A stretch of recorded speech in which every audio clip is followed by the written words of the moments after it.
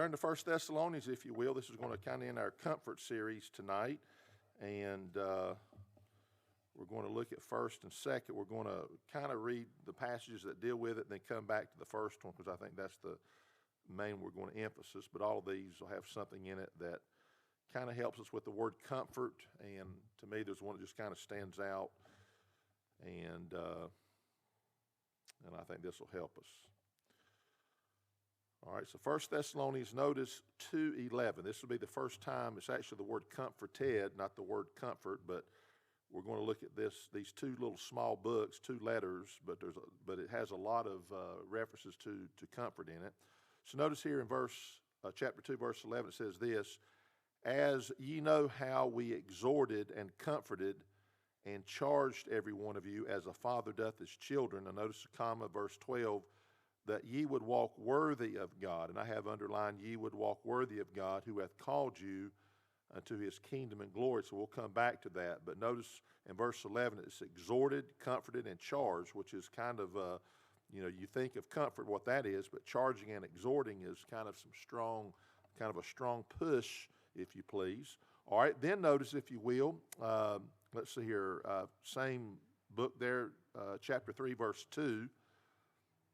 It says, "And sent Timotheus, our brother and minister of God, and our fellow laborer in the gospel of Christ, to establish you and to comfort you concerning your faith." And of course, it gives some things there, but we won't go into that.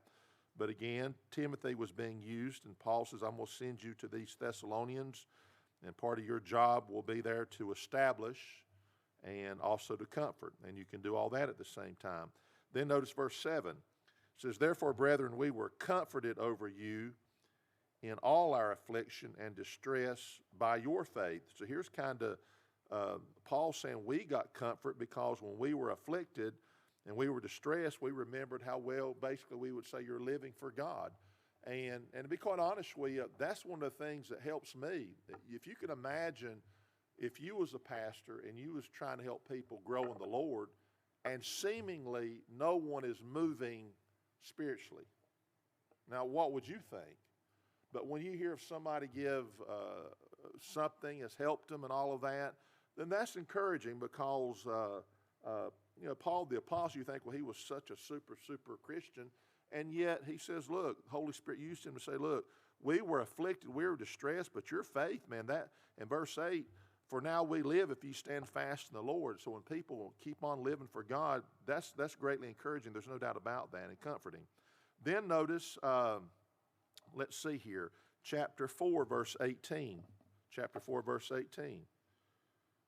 And of course, this is right on the heels of the references dealing with the second coming of Christ. And he says, "Wherefore comfort one another with these words." So we don't need to beat that one too much. We all are looking for the Lord to return, and that's going to be very comforting, and that's part of the comfort of God. Then notice chapter 5, that last chapter there. Notice chapter 5, verse 10, 11, and 14. And it says, "Who died for us, whether we wake or sleep, we should live together with him. Wherefore comfort yourselves together and edify one another, even as also you do." So here's the last of the letter, and of course part of our job here as Christians is to comfort one another, no doubt about it. Look at verse 14. "Now we exhort you, brethren, warn them that are unruly, comfort the feeble-minded, support the weak, be patient toward all men." Isn't it interesting that within one verse you've got, "we exhort you, warn them that are unruly." The Christians should be so spiritual that they can actually do that in a spiritual manner, warning the unruly. Now you can imagine, what in the world does all that mean? It means, warning means you need to get your act together, is what it's saying, the unruly. And then it says, I don't know if you chuckle at this, but it says, "comfort the feeble-minded." Have you ever thought of yourself as feeble-minded?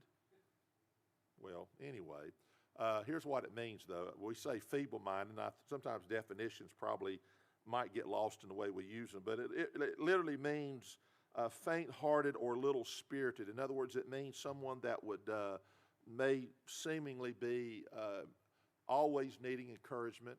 And of course, the Bible says, what do we do with those folks? We don't get mad at them. We say, comfort the feeble-minded, support the weak, be patient toward all men. So there's patience. We have this part about us, that's to help everybody. But the feeble-minded be somebody that's not quite as maybe strong in the faith as you are, but you help them, and I think that's important. And then notice 2 Thessalonians, this will be the last reference.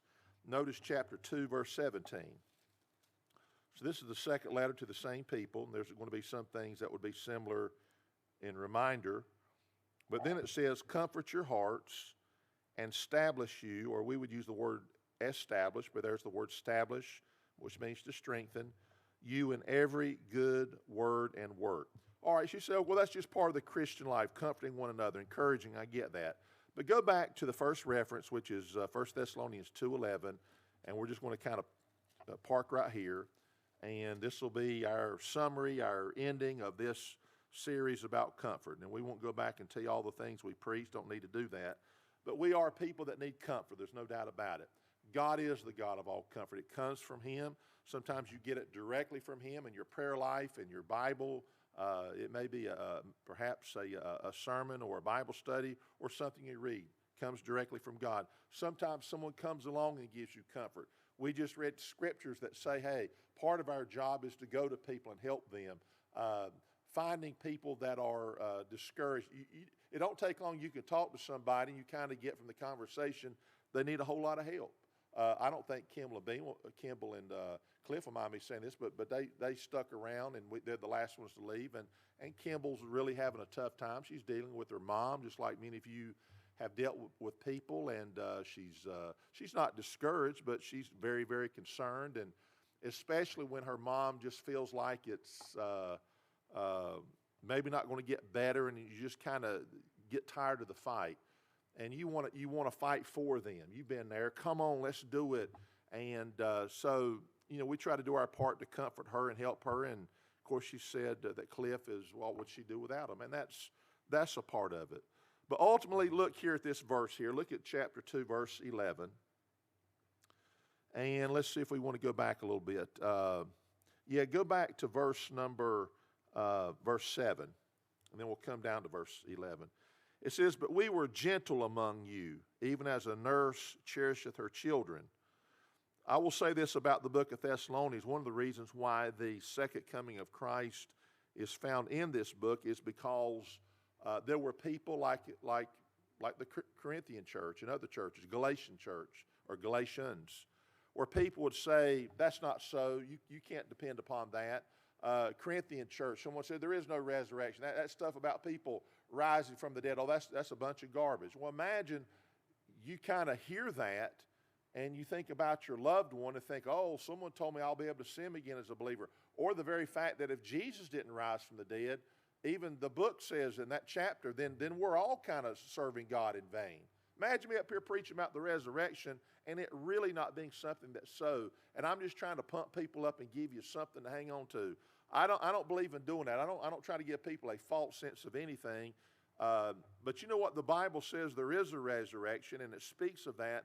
And this church was really struggling with hanging on to some of these great truths. And I think one of the things was they saw loved ones that would pass. And someone says, you're going to see him again as a believer. Or the Lord is coming back. Imagine if the Lord was never going to come back and there's no resurrection. Now, you know what? I still believe living the Christian life is the best way to live as far as the moral and all of that. I get that. But you know what? Corinthians even says that if all we had was this life, we would be of all men most miserable to say this is it, this is it. And yet that's not the way it is. But I want you to notice this, all right? So these he was very gentle among them. Look at verse 8. So being affectionately desirous of you, we were willing to have imparted unto you not the gospel of God only. That means we're glad to speak of salvation. He says, but also our own souls, because you were dear unto us. You know, there is something about, you get around people, you get to know them, and your heart goes out to people. And there's some people, they've been let down so much, they you hear the term, you got walls built up, or you got these things where you're just not willing to open it up. I think one of the things about Christianity is if you'll receive Christ into your heart, it gives you the ability to open up that heart and to take things in. And Paul says, look, we love you. You're dear unto us. Isn't it good you've got some people that they feel that way, and they feel that way towards you, and you feel that way toward them. And that's a wonderful thing. Look at verse 9. For ye remember, brethren, our labor and travail, for laboring night and day, because we would not be chargeable unto any of you. In other words, we were doing this not so we would take from you. We preached unto you the gospel of God. Now notice that, laboring night and day. You know, there were times, and it's a little bit funny, but you know, Paul was preaching at midnight one time, and a boy was sitting in a window. Imagine if this window was way up here somewhere, and there was let's just say this came all the way around, and someone was sitting up there in the window, and I got up here preaching. The Bible says Paul was preaching a long time, and the boy fell asleep, and he fell asleep and he fell out, and supposedly we think he died. He hit the ground, and people was like, "Oh no, he's dead." And heard a sermon one time about you better be careful being half in and half out, because you go to sleep and you fall out the window, you break your neck. But okay, now where was I going with that? Yeah, Paul, night and day. The labors. It wasn't just like he stands up and we deliver a sermon, everybody went home and Paul's off doing his thing. He was busy investing his life in the people. And he says, we didn't want you to come and have to take care of us. We wanted to take care of you. That's what that chargeable means. And we preached the gospel of God. He was pouring his soul out for people to get saved. And he said in verse 10, ye are witnesses, and God also, how holily and justly and unblameably we behaved ourselves among you that believe. In other words, we lived holy lives. We lived just, fair, and just a pure way of living, and unblameably we behaved ourselves. And that's one of the things we ought to do to have our witness to be protected. You've heard this, but we stand up and we say we witness to people. But if you go to your workplace and you're lazy, you don't follow orders, the boss thinks half the time you're unruly and all of that, that's a poor witness. But if you've got the attitude that you're not and I know, if someone gives you a gift, you can't always say, I don't want that, because I'm just not that kind of person. Be careful of that. People want to be good to people and accept things. But at the same time, if somebody always is taking and never giving, then we understand what that's about. Paul says, I don't want to be that way, and we weren't that way. And then he says in verse 11, this is really the message, as ye know how we exhorted. So that means that's the urging, that's probably the preaching powerfully, trying to get some points across. And then he says, and we comforted and we charged. That means that's the challenge there. That's giving the commands to do what needs to be done. And then he says, every one of you as a father doth his children. So all you parents that had children, you know how it is, you do things so that they're going to turn out not just right, but successful and all of that. But I like the fact that he said here in verse 12, because there's a comma there after verse 11, all this exhorting, comforting, and charging. But since we're focusing on the comfort there, he says that ye would walk worthy of God, who hath called you into his kingdom and glory. That ye would walk worthy of God. So here's the thing about being comforted. And I know I've said this, and maybe I've said it in every message. And I'm going to cut this pretty short here, because here's where it is. The kind of comfort that you're going to get, we start at the very beginning, that God is the God of all comfort. God gives comfort. There's comfort wherever God is. And that's really what's being said here. That if someone would walk worthy of God, so think about the walking with God. We use that term all the time. And sometimes people say, what does that mean? Well, we could sit here and simply say, well, it's the prayer life. You're walking with God. Literally, it might mean that it may do you good, and some people may do this, that you find you a place that's quiet, like a trail, a walking trail, somewhere near your house, and you walk. And as you walk, you talk to God. I remember when I lived up in the UP of Michigan, there was a place called, I think it was called Fumey Lake.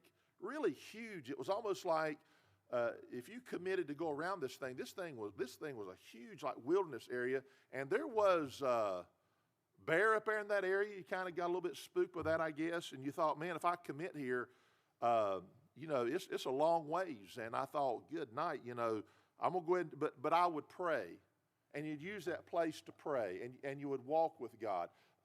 Enoch walked with God, and I think that was not just, I think he literally walked with God. When Adam and Eve, before they sinned, they walked in the garden. I believe God walked around, and just like if we walked around this building and we were walking with God, and God would see, let's say, the hostas out here. Have you noticed the hostas out here? They're really pretty. And imagine God saying, how about that, Adam? Boy, those are beautiful, God. You made those, didn't you? I did make them. And I can hear God saying, you know why I made those? And I made those so you would look at those and just enjoy their beauty. And imagine Adam saying, well, God, I really appreciate that. Now, you know what? You say, man, that'd be so awesome to be able to do that. Well, you can.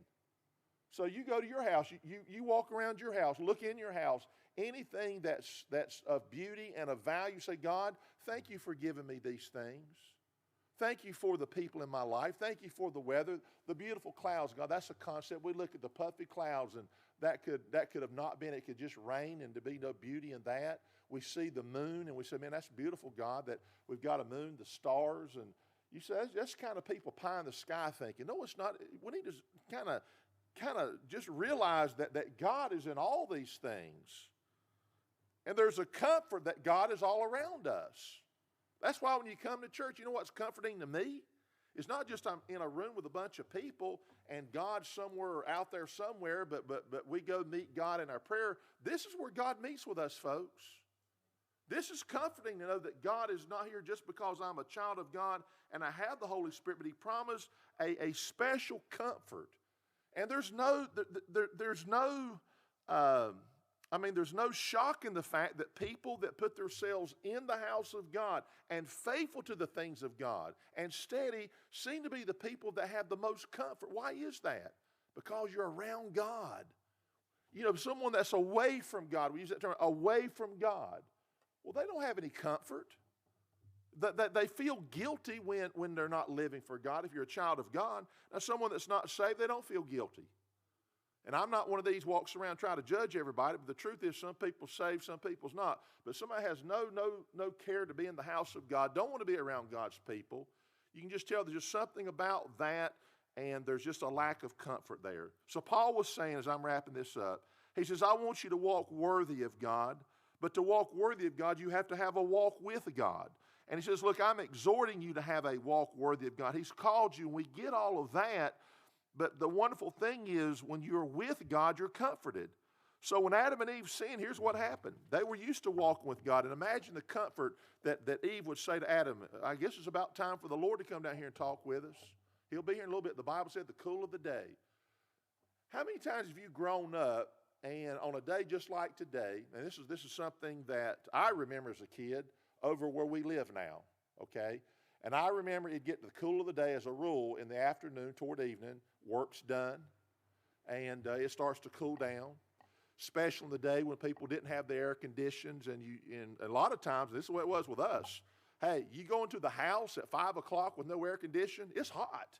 It's cooler outside even if it's 90 degrees out and starting to cool down. That house was an oven. Janet, you lived there. Did y'all have air conditioning when y'all lived there? You did? Oh, she said, I'm not going to tell you because I don't want you to feel I don't feel guilty. Well, anyway, here's where I'm getting at. I can remember sitting in the swings under a shade tree. And I remember when the watermelons would start to come in, or you'd buy them, you sit out there, and a lot of people put them in a bath of cold ice water. Remember that? And just let them sit in there. And so go get that watermelon, let's go cut that thing. And you just sit around, and it'd be the cool of the day, just about like it's getting ready to get. Just like some of you got a porch on your back porch in the shade. We've got take a rocking chair, sit out under a shade tree, and just sit there. Well, God would come down in the cool of the day and say, Adam, what you been doing today? Well, I've been walking around, God. And by the way, before sin happened, man was supposed to be tending stuff. It's not like God cursed us with work. That's a great misconception, and I want to get into that. Somehow people's got the idea, well, I hope one day I don't ever have to do anything. I don't, in the 1,000-year reign of Christ, there's going to be a lot of work going on. And work is not a bad thing. God rested from His work, but look, God's all about work. But anyway, I didn't mean to hurt anybody with that. People say, I don't want to go to heaven, I got to work. It's about like Faylene Whitaker, I don't go to heaven, I'm not going to be married to my husband. But being with God, here we are. There's comfort in being around God. That's why it's not just reading the Bible, it's God's Word. When you pray, you're with God, and you're speaking with God. Even when you pour out your soul, at least you're there speaking to Him. At least He's there. All of us know what it's like. Look, one of the things we miss about our loved ones passing is they're just not with us anymore. I don't know how many times I've heard Janet say one of the things she misses about my mother is just the time that they would call each other and just, how you doing, and chit-chat about maybe nothing. Okay, well, you don't have that right now. One day that's going to be reinstated. Imagine when we get to heaven and they're showing us the things around heaven. Imagine what if it's like that. You pass, and boy, it's like they just meet you and they say, good night. We don't have any concept of time, but here you are, and let me just show you around a little bit. And it's not just what you're going to see, it's who you're going to be with. And all of us have heard this said, you know, I don't care what's in heaven as long as Jesus is there. And there's going to be some beautiful things, but the truth is, one of the last things Jesus said to his disciples there in John 14, he says, he knew they were nervous. They didn't really know what was going on. He knew what he was about to face. He says, I've gone to prepare a place for you. And if I go and prepare a place for you, I will come again and receive it to myself, that where I am, there you may be also. It's almost like they didn't quite understand, but they got this inclination, whatever it was. He's about to depart from us. We're about to get separated. And no wonder they stood there gazing up into heaven when he lifted up. And I know they're supposed to get busy and all of that, but you know, there for a moment they're like, well, when are we going to see him again? And they lived all their lives without beholding his face again, but they lived their life in a comfort that they're going to see him. And all of them, they're there with him now, all those disciples that were following the Lord. So what I'm saying is, stay in the book, stay in prayer, be in church as much as you can, be around God's people. There's an inherent built-in comfort. Even if we don't use the word comfort, it's there anyway. And that's a good thing. So Ms. Vivian, you come on if you don't mind, please. And we're going to have our invitation.